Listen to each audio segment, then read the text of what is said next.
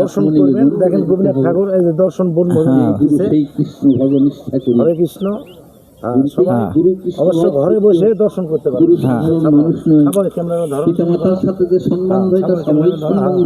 ঘরে বসে আপনারা দর্শন করতে পারবেন, কোনো সমস্যা নাই। হরে কৃষ্ণ। সবাই ভালো থাকেন। সবাই হ্যাঁ বাবু, জয় গোপীনাথ। জয় গোপীনাথ বাবু।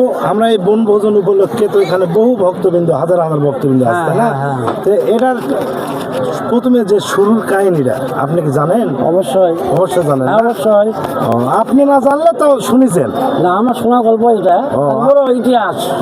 আচ্ছা, ইতিহাসে বলা গেছে। আচ্ছা বাবু, এখানে প্রথম শুরু তিনি কি হয়েছিল? এই জায়গাতে বনভোজন কি জন্য হলো?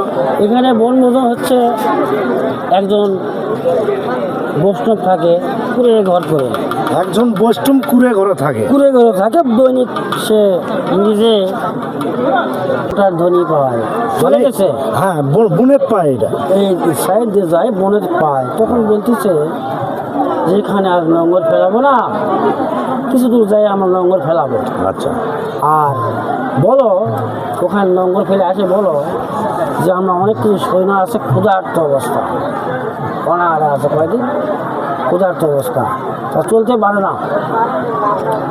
এখানে সে বলিছে যে বৈষ্ণবের কাছে বলিছে, প্রভু আমরা সকলে ক্ষুধার্ত এবং আমার রাজা সাহেব খুবই ক্লান্ত হয়ে পড়ে গেছে। মানে বৈষ্ণবের কাছে বলেছে যে আমরা খুব ক্ষুধার্ত।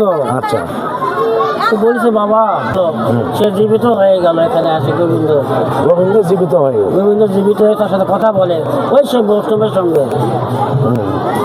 ওই বৈষ্ণবের সাথে কথা জানছে না ওই সেখানে ওনারা হচ্ছে ভালো। যাই হোক বাবু, এখানে এলা মানে ভক্তবৃন্দের সমাগম হচ্ছে, এখানে তো ভোগ রাগ হবে না। দর্শক, হ্যাঁ দর্শক, প্রচুর ভক্তবৃন্দ ওইদিকে সিনে বাবা। হ্যাঁ দেখেন, হ্যাঁ প্রচুর ভক্তবৃন্দ, প্রচুর ভক্তবৃন্দ, সবাই প্রসাদ পায়। ভক্ত শেষ হয় না। সে আদি যুগ থেকে, আদি সময় থেকে ওখানে ভক্ত। মানে প্রত্যেক বছর হবে। আচ্ছা। এরকম এখান থেকে নিয়ে যায় তার নিজ বাসভবনে নিয়ে গেছে, ওখানে কোনো ভক্ত শেষ হয় না। দৈনন্দিন তার ভোগ রাগ হয়, ভক্ত প্রসাদ পায়। আচ্ছা ঠিক আছে বাবু, হরে কৃষ্ণ। জয় রাধে। জয় গোপীনাথ। জয় গোপীনাথ। জয় রাধে। ভালো থাকবেন, এই মঙ্গল কামনা করি, ভালো থাকবেন। ঠিক আছে।